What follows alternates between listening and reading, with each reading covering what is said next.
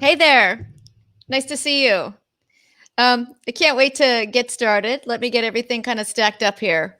My name is Sheri Fitz. If we haven't met, it's wonderful to meet you. I've been in the financial services industry for nearly 30 years.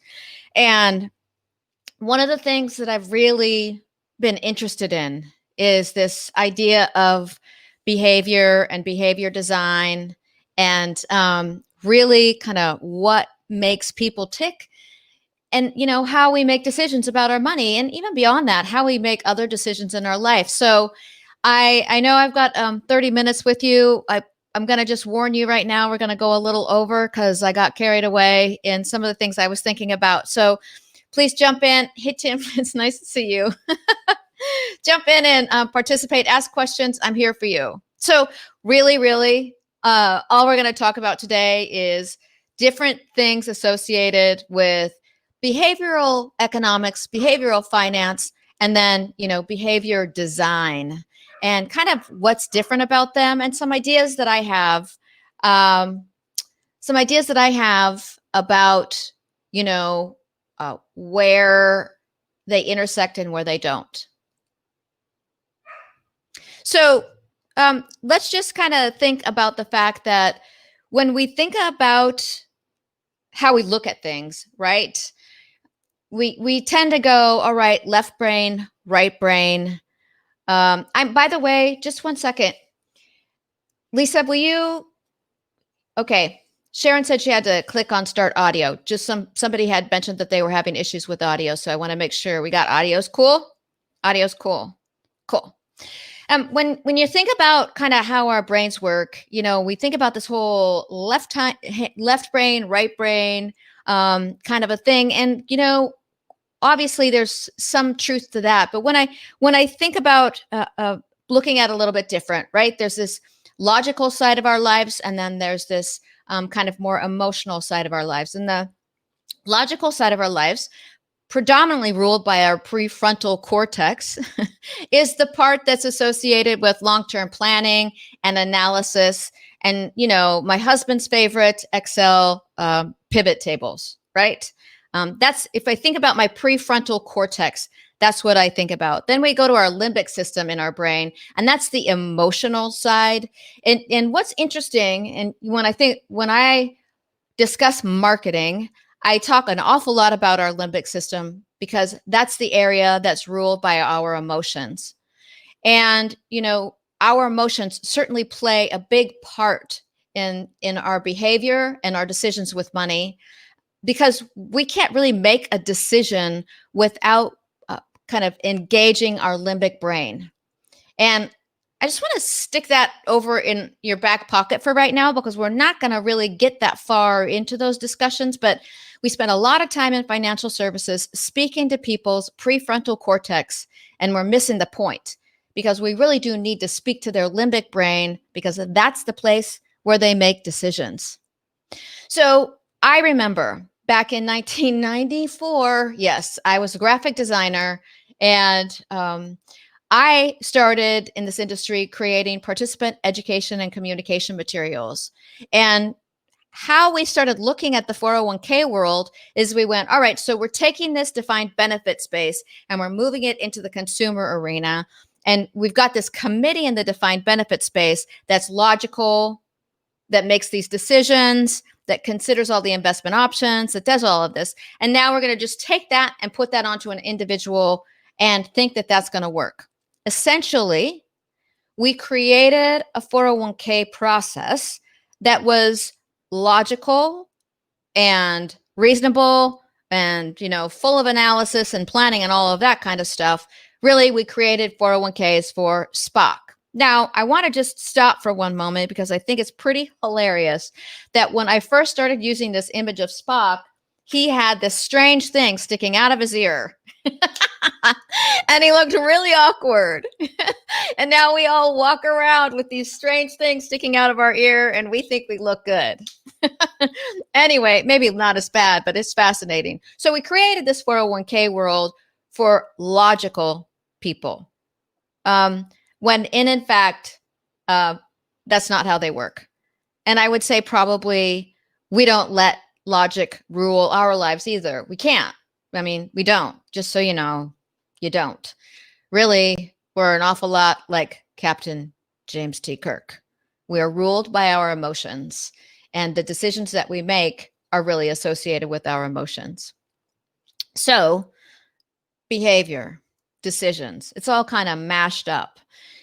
The first thing, though, is behavior design and kind of behavioral finance kind of combines this idea of economics and psychology and starts to realize that the decisions people make are really based upon kind of how they feel about things and not necessarily the logical world of economics. So, traditional economists really say that the world is cut and dried, right? That the market is efficient and investors are rational and all of that kind of stuff. And behavioral economics says, no, not so fast. That's not how it works. So if I think about those two really different ways of looking at the world, right? That the world is logical, right?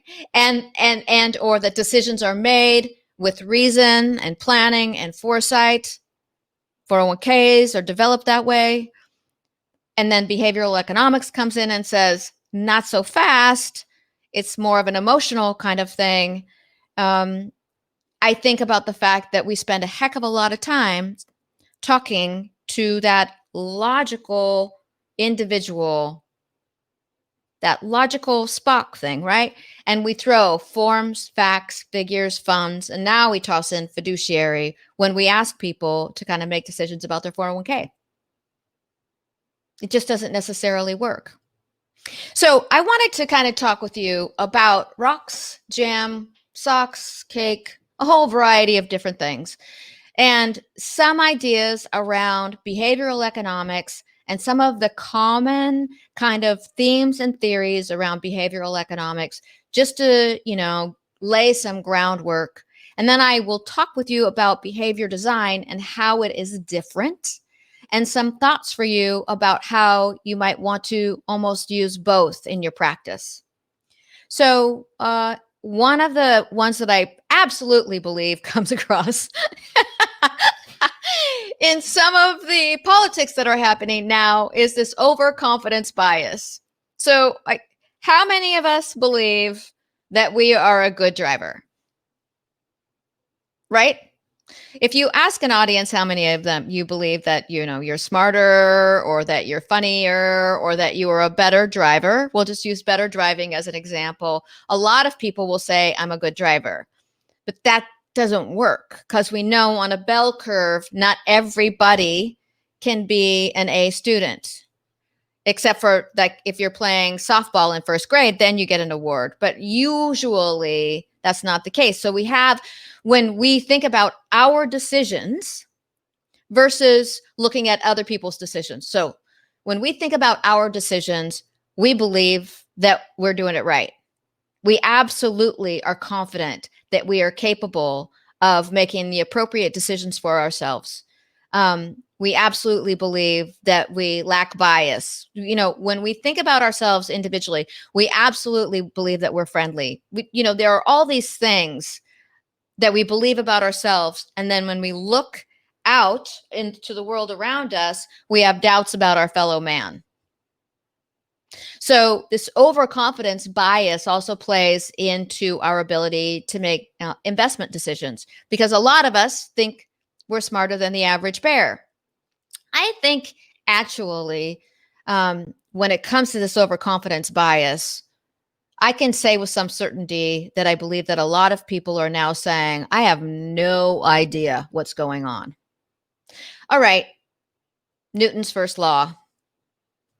Things in motion stay in motion. Things at rest stay at rest. So status quo bias or inertia.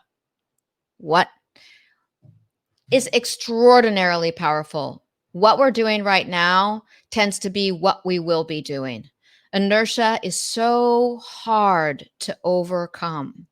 So I want you to just kind of think about the fact that when we ask somebody to save in their 401k plan, we are asking them to overcome a series of locked in inertia moments, a series of locked in inertia moments. So savings, choice about, how much to save, choice about where to invest.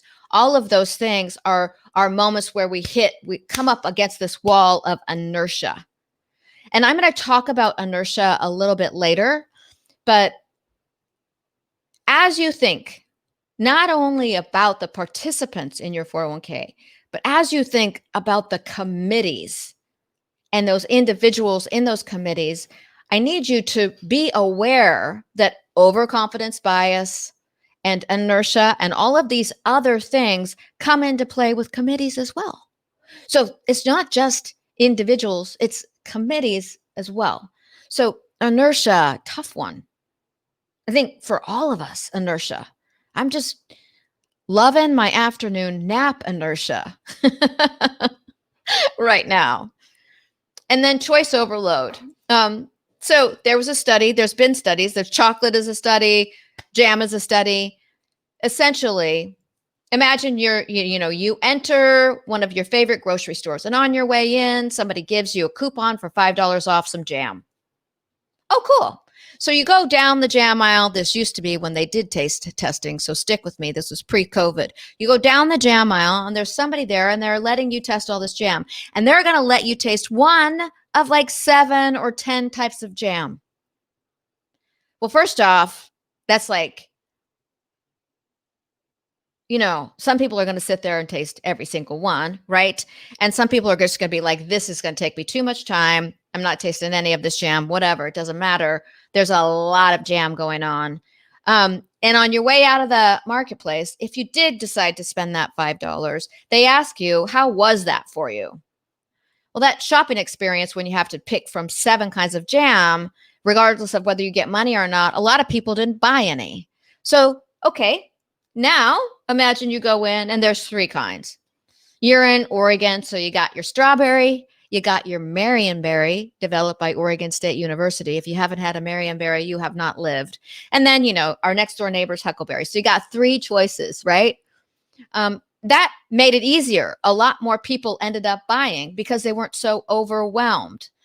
When we throw so many choices into the mix, we make it hard for people to decide.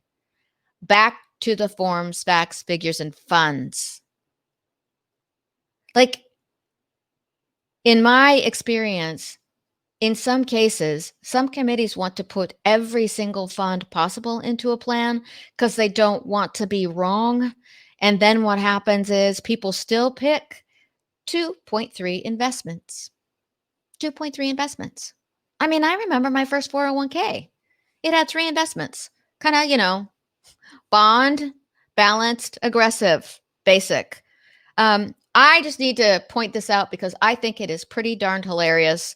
This is the egg aisle at Whole Foods. I don't really know if this is your experience, but this is the egg aisle at Whole Foods in Portland, Oregon. You have to decide, do I want happy chickens? Do I want happy chickens fed organic food? Do I want happy chickens fed organic foods while being able to walk around? I mean, you could spend just 20 minutes alone at said egg decision thing and get overwhelmed. I think a lot of people in this particular case, unfortunately, end up being driven by price. I just think it's quite hilarious. And I'm sure that you've been down similar aisles, bread aisles, cereal aisles, or whatever, where you kind of go crazy.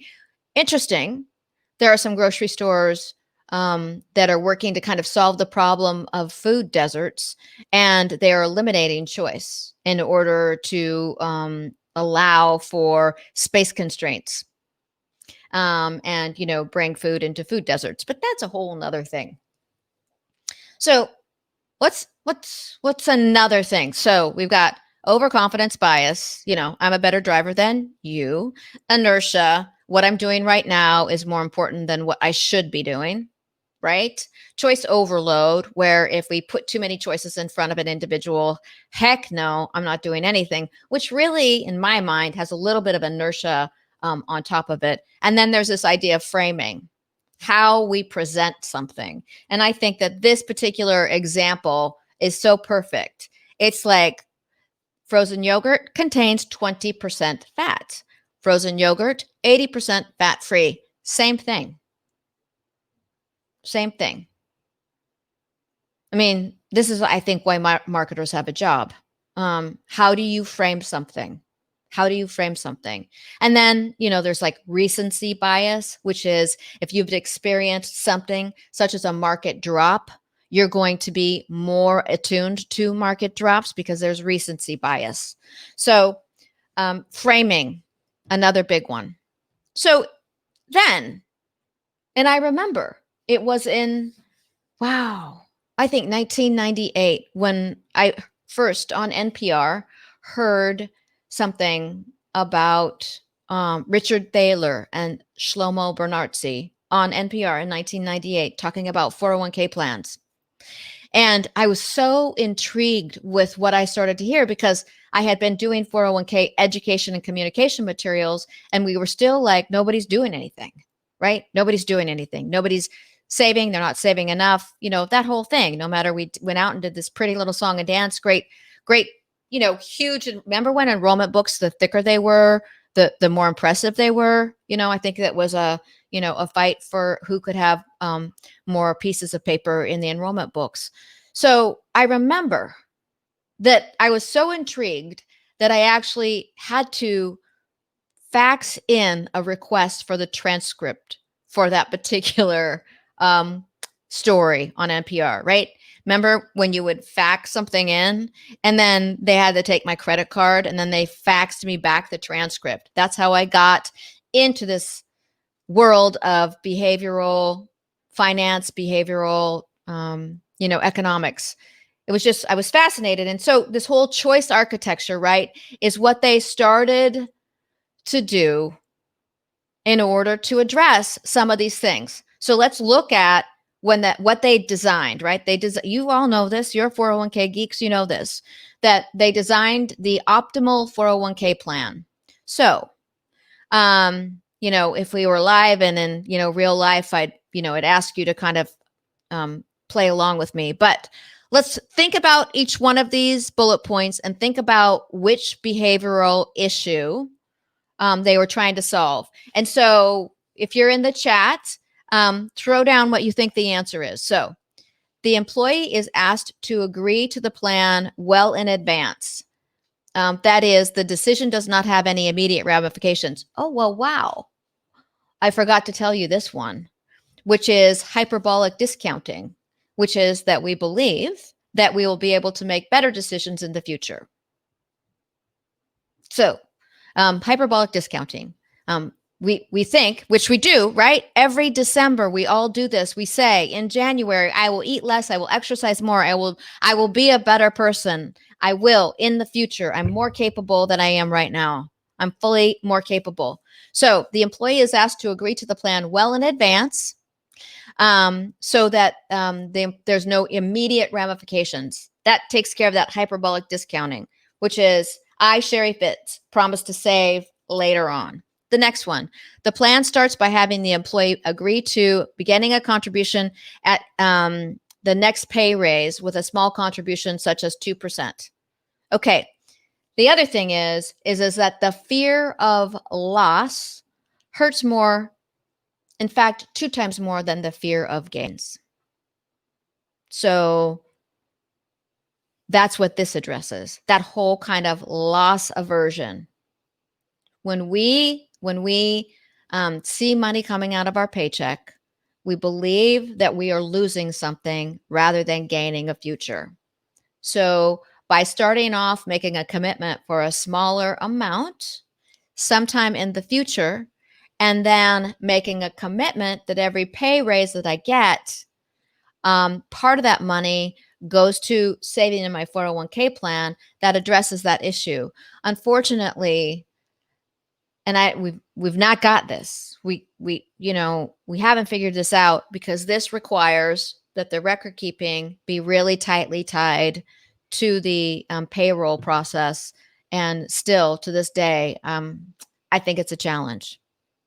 And then the employee agrees to increase the contribution rate at each pay until a preset maximum level is reached. So essentially, they're putting choice architecture in the way of these decisions in order to kind of help nudge an individual along the way to making better decisions. The question is really, we do choice architecture all over the place. Did you know that gum sales have been dropping precipitously over the past several years? Gum sales, chewing gum sales. Do you know why?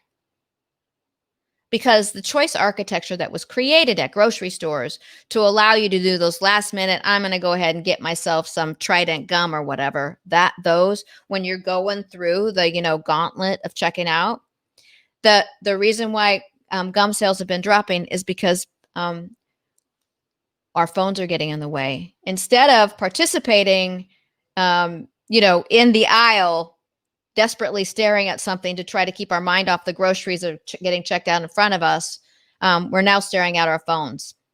So if you think about choice architecture,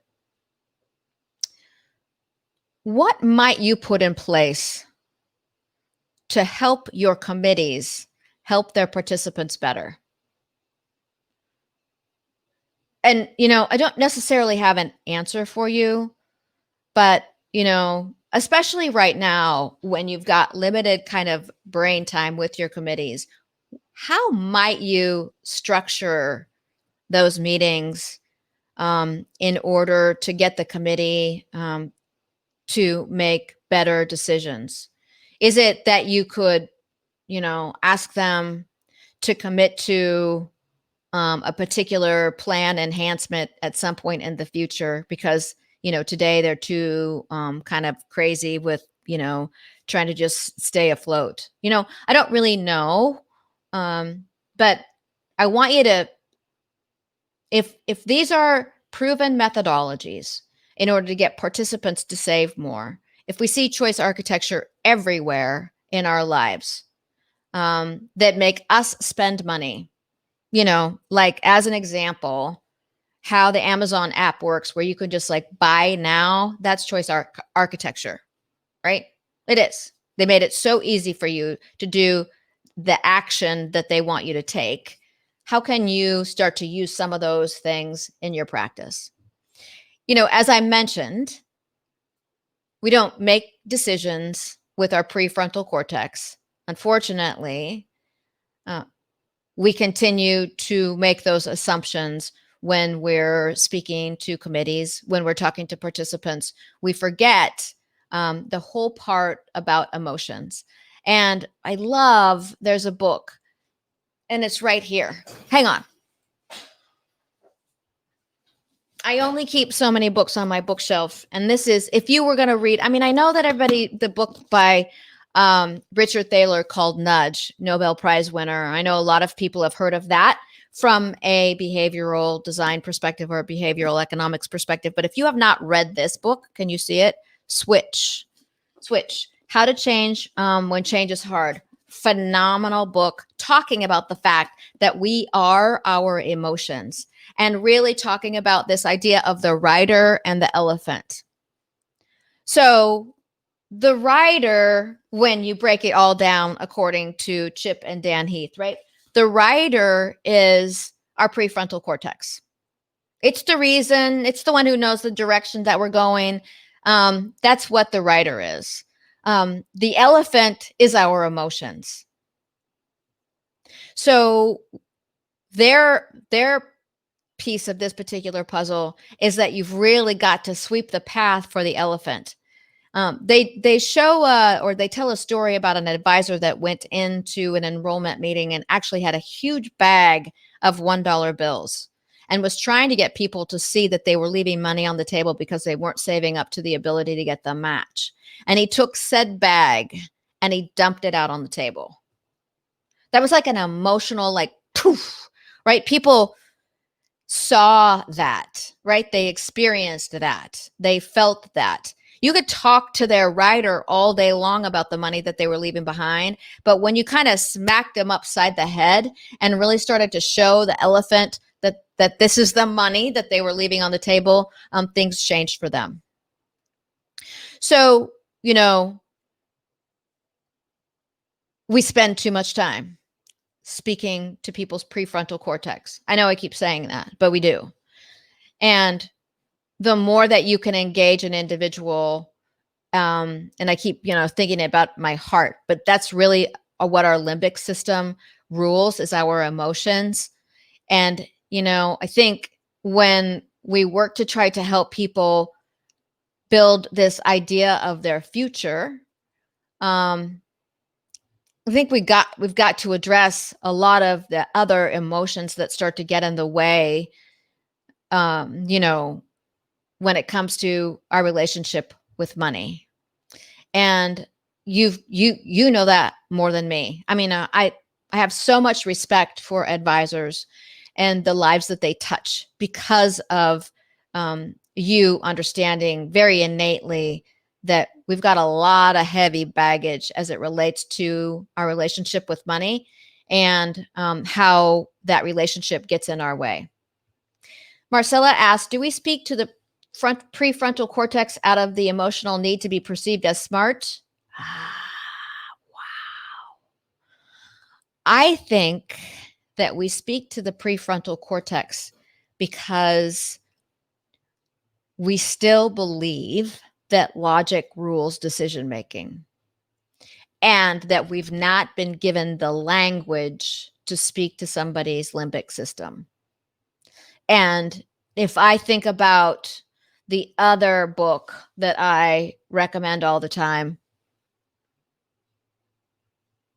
that's not here because I gave it away, that is by Donald Miller, called Story Brand, about telling stories and really speaking to the emotional being. If I was to recommend a way to start to create language that could speak to somebody's limbic system, I would so speak to Story Brand. Yeah, Lisa, you were there. We went to the same workshop in Nashville a couple years ago, put on by Story Brand. His name is Donald Miller. So you want to get fluent in limbic system conversations, read Story Brand. So, okay, behavior design. And how does behavior design differ from behavioral finance? Well, frankly, I think that behavior design is really about just kind of exploding on that choice architecture concept. So I, as I mentioned, I kind of started to geek out about this in 1998 when I learned about Richard Thaler and Shlomo Bernartzi. Who is the author of Switch? The author of Switch is Chip Heath and Dan Heath.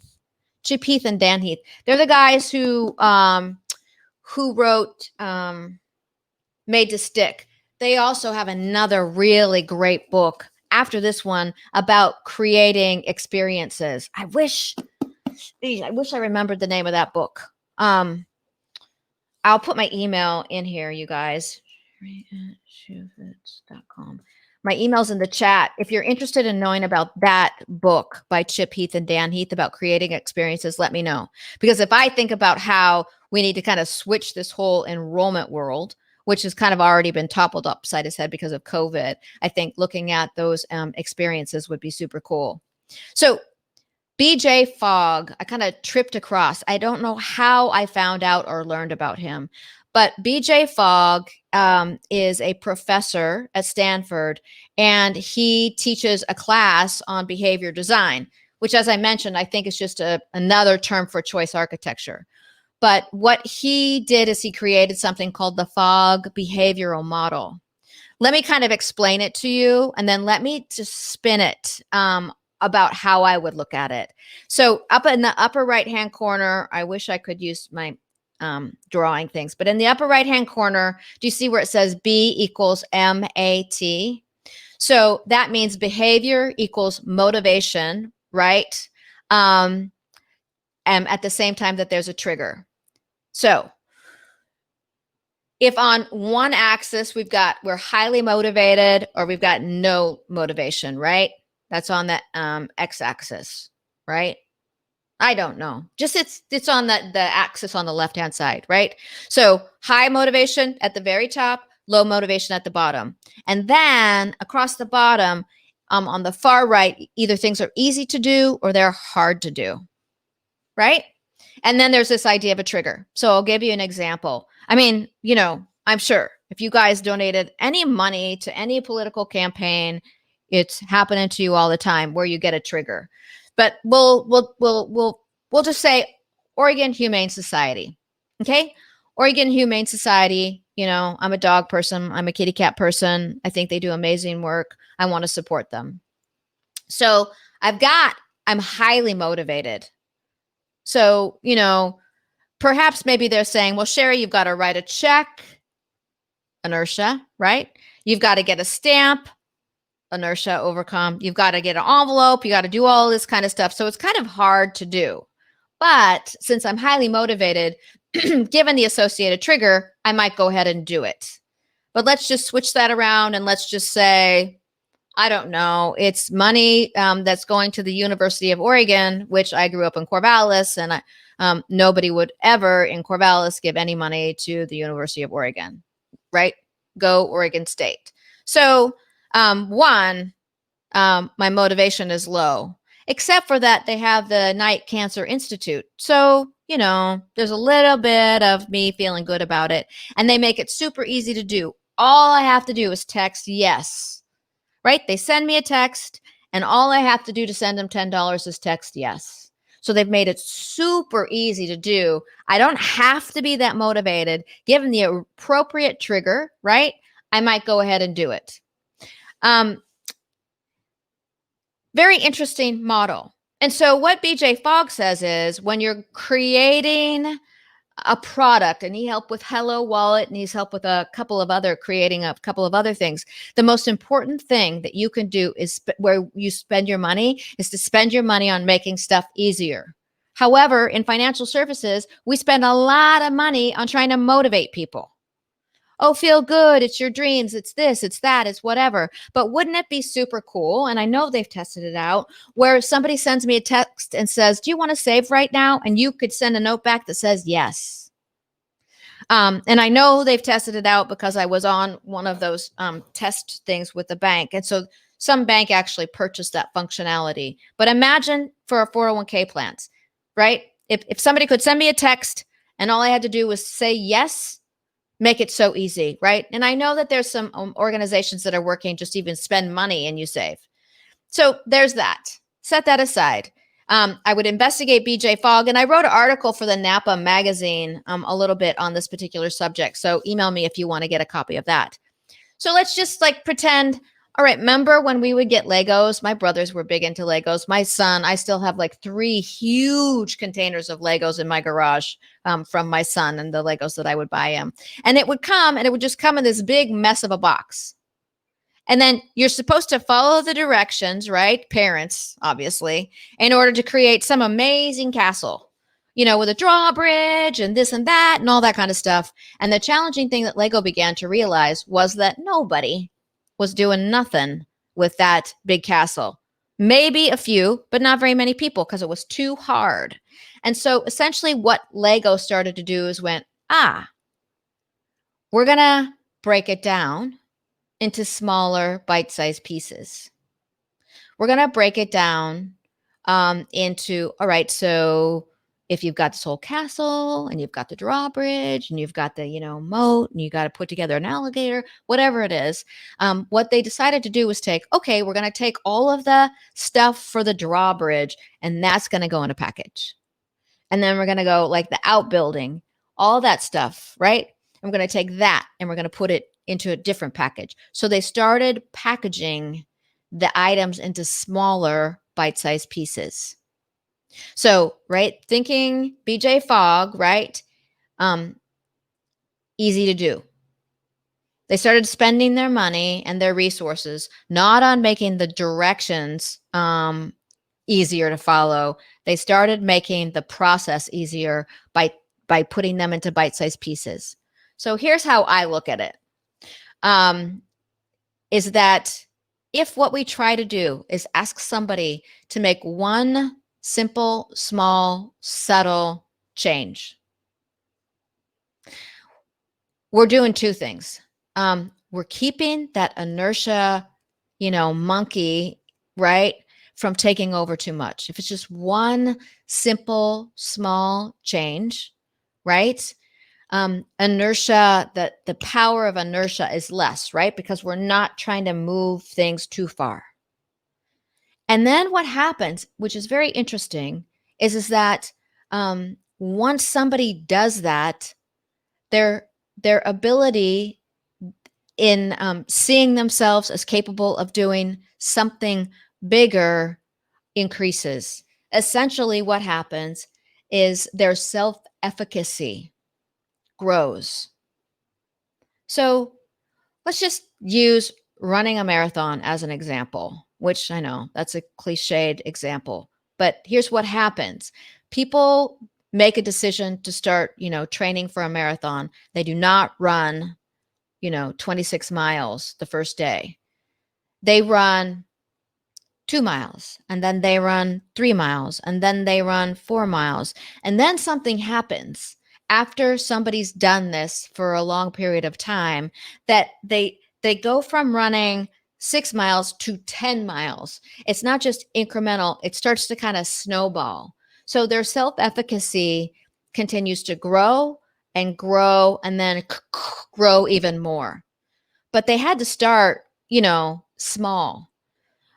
So if you're working to try to change someone's behavior, including yourself, right? If you want to hack some kind of new behavior, then do something very small, right? Because the whole point is to help kind of get your self-efficacy changing. So when we would at ShoeFits, when we would create participant meetings, before we would even start to do the slideshow and start to kind of preach and prognosticate about whatever it was we were trying to teach people about, we actually had an 8.5 by 11 piece of paper where we asked people 3 to 5 questions, and they were the purpose of doing this was for two things. One, it was something that somebody could complete then and there. So even they just even moved, right? Inertia out of the way. They completed something. The second thing is we worked to try to get them out of their prefrontal cortex into their limbic system by asking them how they felt about things. It was just like 3 to 5 questions at the beginning of a meeting, right? Instead of jumping into all the heavy stuff and all the shoulds and everything else, it just got people thinking differently, and their self-efficacy increased. So taking this just one step further, as I kind of move us to closing, BJ Fogg started something called Tiny Habits. And it is based upon making things smaller and simpler and easier, and to keep that inertia beast, right? That monkey that gets in our way at bay by making it so small that there's no way that we would say, I can't do that. I can't do it. So the whole point about tiny habits, right, is from a behavior change perspective. Essentially what, he says is, right, if you want to start flossing your teeth, just floss one tooth, but do it directly after you brush your teeth. So if you have a habit of waking up in the morning and brushing your teeth, then you've got an anchor already. Anchor is really critical in kind of thinking about how you're going to change your own behavior. So if I brush my teeth, then the next thing I'm going to do is floss one tooth.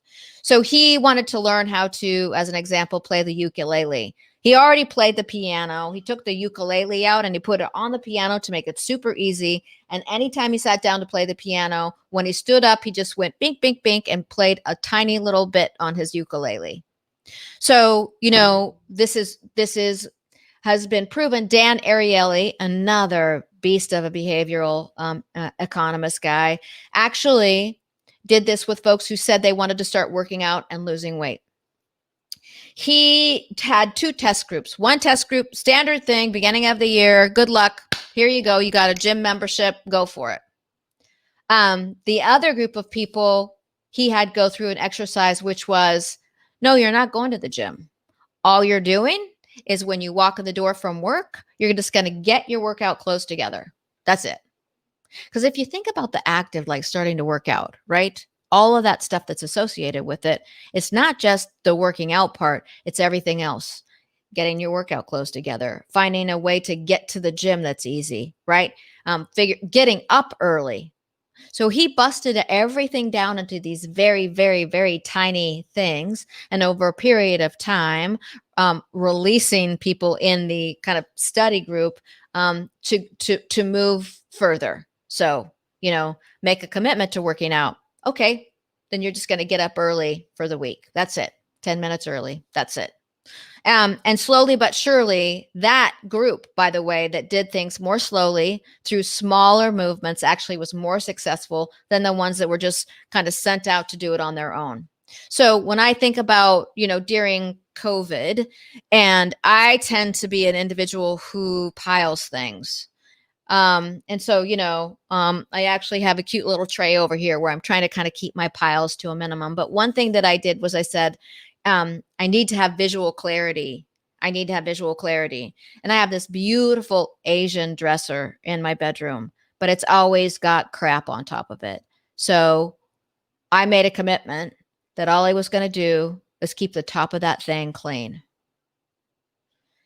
Simple, right? After I change my clothes, I will hang them up or toss them in the hamper. That's it. Really simple, really small. So I guess what I want you to kind of leave with is, one, we're emotional beings and we need to begin to create emotional language. 2, we tend to really boil the ocean so much in so many ways, and we need to make things way smaller, right? And, 3, we need to take that idea of making things as small as possible into what we think about as we think about helping participants and committees. I could just, obviously, I told you I was going to go over, geek out on this all over. So I would love to share, I've got a white paper that I did on behavioral design. I wrote that article for NAPA a couple years ago. I'd be happy to share that with you. And then I got to figure out the name of that cool book by Chip and Dan Heath. So please, you can email me, right? Power of Moments. Thank you, Andy. The Power of Moments. Super good book. If you want to think about how you're going to differentiate your practice from an kind of a emotional connection perspective and looking to find out ideas to really create those emotional connections, The Power of Moments, super good book. Please either email me or connect with me on LinkedIn. So all you have to do is take your camera feature, la, la, la, la, la, la, and you just point it at that QR code and it will find your way to my LinkedIn profile. It's been great to spend time with you. I hope you have a wonderful day, and I'll talk to you again soon, I hope. See